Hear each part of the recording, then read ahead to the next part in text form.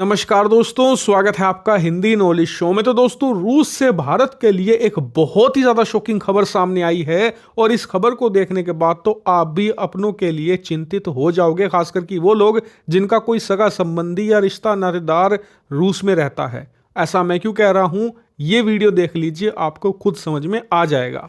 नमस्कार। हम सब साथी रशिया घूमने के लिए आए थे नए साल पर, और हमें यहाँ पर एक एजेंट मिला। उसने हमें यहाँ पर घुमाया फिराया रशिया में, और वो बाद में हमें बोला कि मैं आप सबको बेलारूस के लिए ले चलता हूँ, वहाँ पर आप सबको घुमा फिरा के लाता हूँ। और वो हमें बेलारूस लेकर चला गया। हमें इस बात का नहीं पता था वहाँ पर वीज़ा की जरूरत होती है। वो हमें ऐसे ही लेकर चला गया और वहाँ जाकर हमसे वो पैसे मांगने लगा। मतलब जो उसने पहले पैसे मांगे थे हमने वो दे दिए, उसके बाद और पैसे मांगने लगा। हमारे पास और पैसे नहीं थे। उसने हमको ना वहीं पर बेलारूस हाईवे पर छोड़ दिया, और वहाँ फिर हमको पुलिस ने पकड़ लिया। पुलिस ने पकड़कर रशिया आर्मी को दे दिया हमें।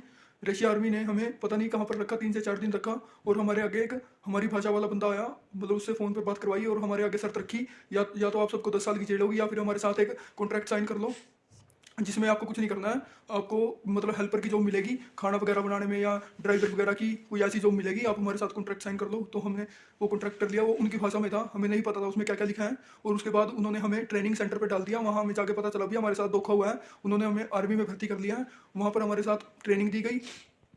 ट्रेनिंग देने के बाद हमें यहाँ पर यूक्रेन छोड़ दिया गया। यूक्रेन हमारे साथ, हमारे जो साथी थे उनको ना फ्रंट लाइन पर डाल दिया गया है। हमारे साथ और भी साथी थे, और हम 7 बंदे हैं जो कि 1 या 2 दिन के अंदर हमें भी कह रहे हैं कि आपको फ्रंट लाइन में डालेंगे और आप सबको युद्ध लड़ना पड़ेगा।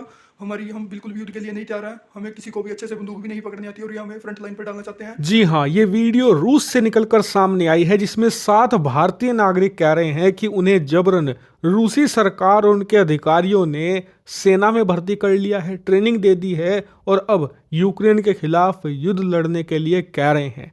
और इन्होंने गुहार करी है कि इन्हें सुरक्षित भारत वापस लाया जाए। हालांकि इस मामले की अभी तक पुष्टि नहीं हो पाई है, लेकिन आपको बता दूं कि ये कोई पहला केस नहीं है। पिछले कुछ महीनों में ही आप देखें तो ये रिपोर्ट्स आ चुकी हैं कि कम से कम 15,000 से ज्यादा नेपाली नागरिक लड़ रहे हैं रूस की तरफ से यूक्रेन के खिलाफ, जिसमें से बहुत सारे मारे जा चुके हैं। इसके अलावा जो एशियाई देश हैं, इनके अलग अलग देशों के बहुत सारे नागरिक इस समय रूस की तरफ से यूक्रेन के खिलाफ लड़ रहे हैं। किसी को उनकी मर्जी के साथ लड़ाया जा रहा है, किसी को मर्जी के खिलाफ। तो ऐसे में अगर ये पूरी तरीके से मामला सही साबित हो तो आप आश्चर्यचकित मत रहना। लेकिन फिलहाल भारत सरकार ने इस मामले पर कोई भी रिपोर्ट नहीं दी है। लेकिन मेरे हिसाब से भारत सरकार, रूस के दूतावास और रूसी सरकार को इस मामले पर तत्काल पुष्टि देनी चाहिए। उनके किसी अधिकारी की इसमें संलिप्तता है तो उसे भी यहाँ पर बर्खास्त किया जाना चाहिए और इन भारतीय नागरिकों को तत्काल वापस भेजें।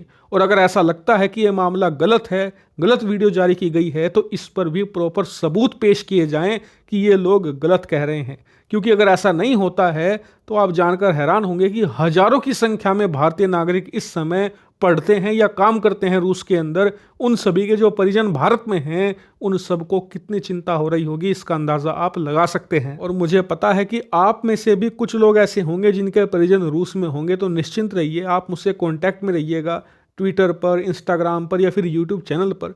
जहां भी मुझे कोई खबर मिलती है, कोई सुराग मिलता है, ऑफिशियल या अनऑफिशियल, मैं आपको जरूर सूचित करूंगा। निश्चिंत रहिए। फिलहाल मुझे लगता है कि भारत और रूस की सरकार अच्छे से इस मामले पर काम करेगी और इसका कोई ना कोई सोल्यूशन निकल आएगा। लेकिन फिलहाल के लिए इस मामले में इतना ही। Thank you very much for watching video.